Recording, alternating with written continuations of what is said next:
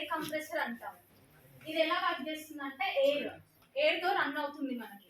So air first మనము ఇక్కడ ఒక స్విచ్ ఉంటుంది, అది ఆన్ చేసుకున్న తర్వాత ఇక్కడ మనము గ్రీన్ బటన్ ప్రెస్ చేయాలి. సో అది ఆన్ అయిపోతుంది.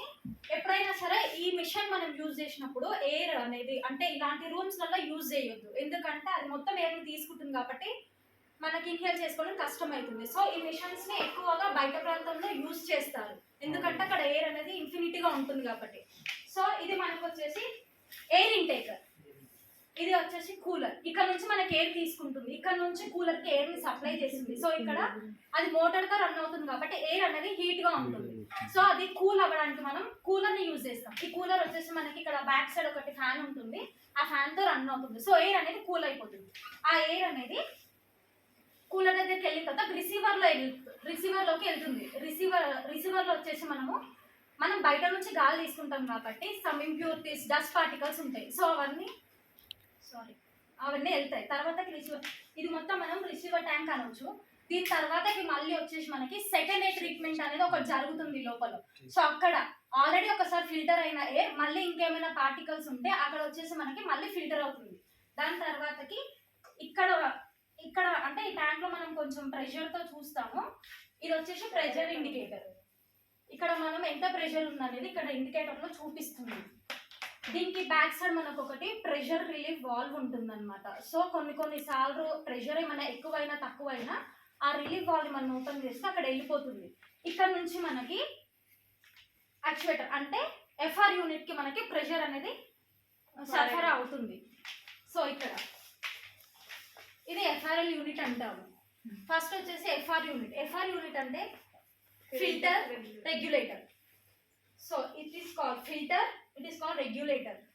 కొన్ని సిచ్యువేషన్ లో మనం ఎఫ్ఆర్ఎల్ యూనిట్ యూజ్ చేస్తాం, ఫిల్టర్, రెగ్యులేటర్, లుబ్రికేటర్.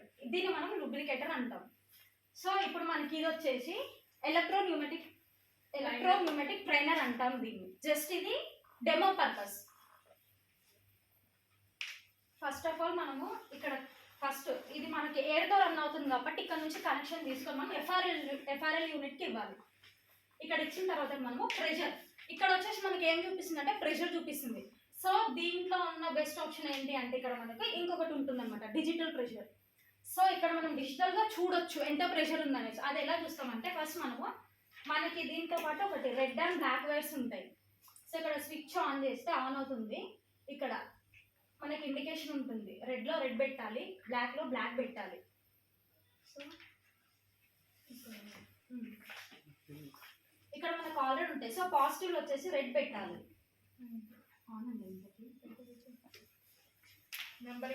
నెంబరింగ్ చూపిస్తుంది, ఆల్రెడీ ఇక్కడ చూపిస్తుంది. సో ఇక్కడ కూడా చూపిస్తుంది అనమాట అడ్వాన్స్డ్గా మనకు చూపిస్తుంది డిజిటల్గా ఎంత ప్రెషర్ ఉందనేసి. సో ఇక్కడ మనకి 36.2 ఉంది. ఇప్పుడు మనకి ఎంత ప్రెషర్ యూజ్ అవుతుంది అనేసి ఇక్కడ చూపిస్తుంది మనకి డిజిటల్గా. ఇక్కడ కూడా రన్ అవుతుంది, కాకపోతే ఇది అడ్వాన్స్ టెక్నిక్ అనమాట. సో దీని తర్వాతకి ఇందాక నేను చెప్పాను కదా double acting cylinder and single acting cylinder. దీంట్లో మనం అవి రెండు చూడొచ్చు. ఇక్కడ మనకు 2 పోర్ట్స్ కనిపిస్తున్నాయి కదా. సో ఇది మనకి డబుల్ యాక్టింగ్ సిలిండర్. ఇక్కడ 1 పోర్ట్ కనిపిస్తుంది, సింగిల్ యాక్టింగ్ సిలిండర్. ఇంకొకటి అక్కడ వచ్చేసి మనము సింగిల్ వాల్ కంట్రోల్ వాల్ చూసాం కదా. సో అది కంట్రోల్ చేస్తుంది అక్కడ. ఇక్కడ వచ్చేసి మనం ఇది ఎలక్ట్రిక్ కాబట్టి ఇక్కడ మనకి స్విచ్చెస్ ఉంటాయి. 5/2 వే వాల్, సోలనాయిడ్ వాల్వ్ అంటాం మనము. ఇందాక నేను అక్కడ చెప్పాను కదా 5/2, 3/2. అక్కడ ఓన్లీ మనం వాల్వ్ అంటాం, కానీ ఇక్కడ సోలనాయిడ్ వాల్వ్ అని మెన్షన్ చేస్తాం, ఎందుకంటే ఇది ఎలక్ట్రిక్ కాబట్టి. సో అది ఎలా రన్ అవుతుందో ఇది కూడా అలానే రన్ అవుతుంది. ఇక్కడ కూడా వచ్చేసి మనకి సేమ్ పార్ట్స్ ఉంటాయి. నెక్స్ట్ ఫస్ట్ ఒకవేళ మనం చెయ్యాలి అనుకుంటే ఇంకొకటి అక్కడ మనం మ్యానిఫోల్డ్ చూసాం. అక్కడ మ్యానిఫోల్డ్కి మనకి 6 అవుట్పుట్స్ ఉంటాయి, కానీ ఇక్కడ అలా ఉండవు. ఒకటి ఇన్పుట్ ఉంటుంది, 3 అవుట్పుట్స్ ఉంటాయి. This is called manifold. అక్కడ మనకు చాలా అవుట్పుట్స్ ఉన్నాయి చూసారు మీరు, కానీ ఇక్కడ మనకు 3 అవుట్పుట్స్ మాత్రమే ఉంటాయి. ఈ 3 అవుట్పుట్స్తో మనం 3 అవుట్పుట్స్ అంటే మనకి 3 రిజల్ట్స్ వస్తాయి, ఎందుకంటే ఇక్కడ నుంచి మనం ఒకటి 1 పుట్ ఇస్తున్నాం కాబట్టి. అర్థమైందా? సో నెక్స్ట్ వచ్చేసి ఇది ఎలా చేయాలో చూపిస్తాను. బ్లాక్లో బ్లాక్ పెట్టాలి, రెడ్లో రెడ్ పెట్టాలి.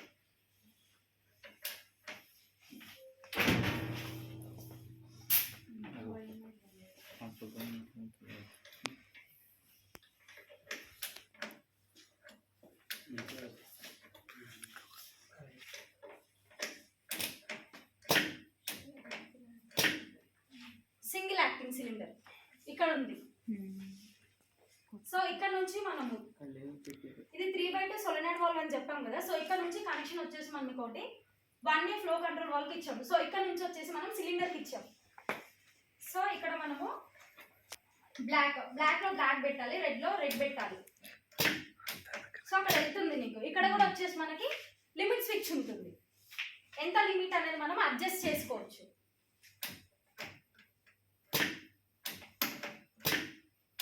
చూస్తున్నారా?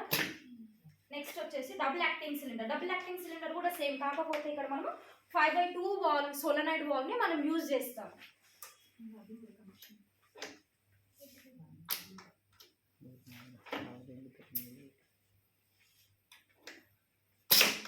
కనిపిస్తుంది అక్కడ మనకి.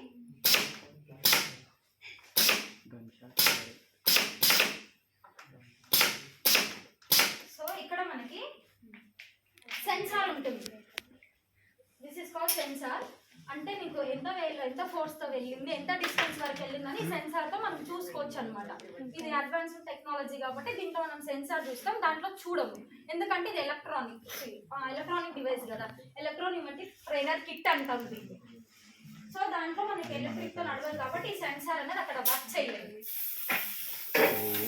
మనకి 5/2 డబుల్ సోలనాయిడ్ వాల్వ్. ఇది సేమ్ బ్లాక్ అండ్ రెడ్.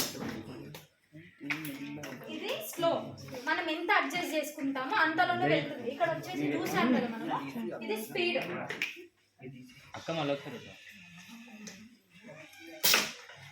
చూసారా మీరు అదంతా స్పీడ్ వెళ్తుందో పైన.